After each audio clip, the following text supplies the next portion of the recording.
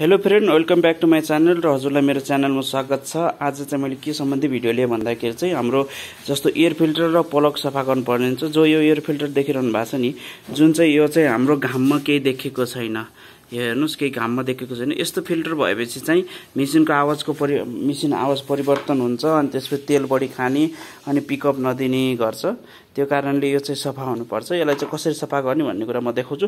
अनि खास अनि प्लग पनि सफा, जस्तो यहाँतिर कालो डिब्रिजहरू जमिरहेको छ नि, हो यसलाई चाहिँ अलिकति क्लिन छ, तर इम्दा पनि बढी हुन्छ। यिनमा कोट्टाएर सरसफाइ गर्नुपर्छ प्लगलाई चाहिँ।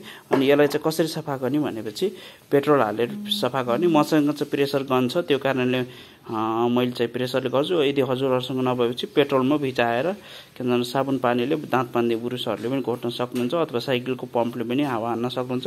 यसलाई कसरी गर्ने भनेपछि जस्तो अब यहाँ मैले मट्टी तेलले भिजाउँदैछु। जस्तो अहिले कति कालो छ हेर्नुहोस्। एकछिन यसलाई सोक हुन दिनुपर्छ अथवा भिज्न दिनुपर्छ, दुईतर्फै पारौँ।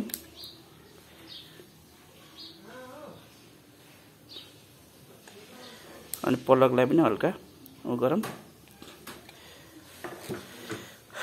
अनि त्यसपछि यसलाई 2 कप टेरा बनाऊँ। खै भिडियो पकाउनु त। जस्तै यसलाई 2 कप टेरा बनाउनु पर्यो। हल्का हार्ड हुन सक्छ।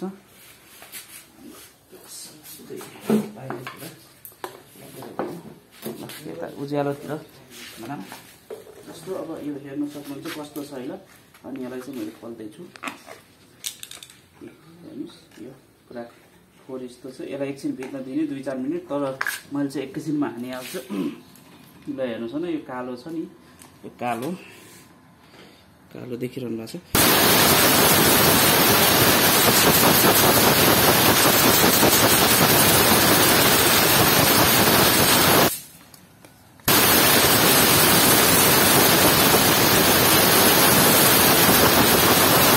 यस्तै गरी सफा हुनु पर्यो। यत्तिकै चकिलो नभए पनि सफा।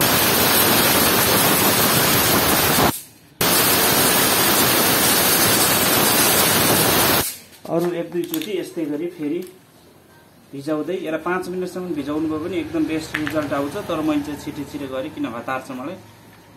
यसलाई 5 मिनटसम्म भिजाउने अनि प्लगलाई पनि कोट्टाइ पारेर भिजाउने। अनि त्यसपछि पेट्रोल गर्नुलाई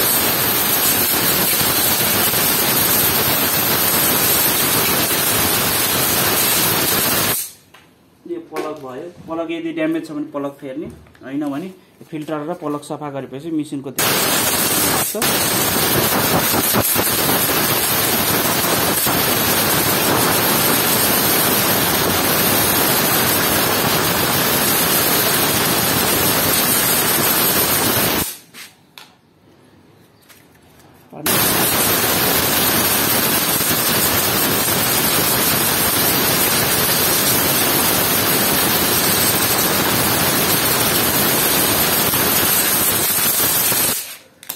त्यसपछि यसलाई हामी क्याप लगाइदिउँ।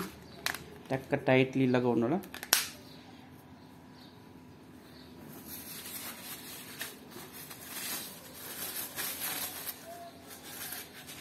ल हेर्न सक्नुहुन्छ कतिको परिवर्तन भइसकेको छ। जस्तो अहिले घाम देखिरहेछ नि, अलिकति हामी आएर जस्तो अघि नै केही देखेको थिएन, अहिले चाहिँ देखेको छ। यो घाम पुरै देखेको छ, उज्यालो छ। यो क्यामेरा भन्दा पनि अझ बढी उज्यालो भएको छ। जस्तो यतामा के हेर्न सक्नुहुन्छ, अघि कति कालो थियो हो। यस्तो हुनुपर्छ। अनि प्लग पनि सफा गर्नुपर्छ।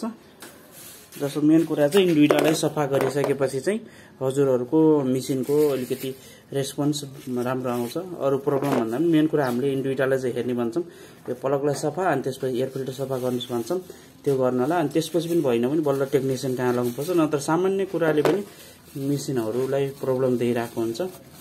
ल आजको भिडियोमा चाहिँ यति नै। मेरो च्यानललाई लाइक, सेयर र सब्सक्राइब गर्न नभुल्नु होला। केही क्वेसन भए कमेन्ट सेक्सनमा गएर सोध्न सक्नुहुन्छ। आजको लागि यति नै। हस्त, धन्यवाद।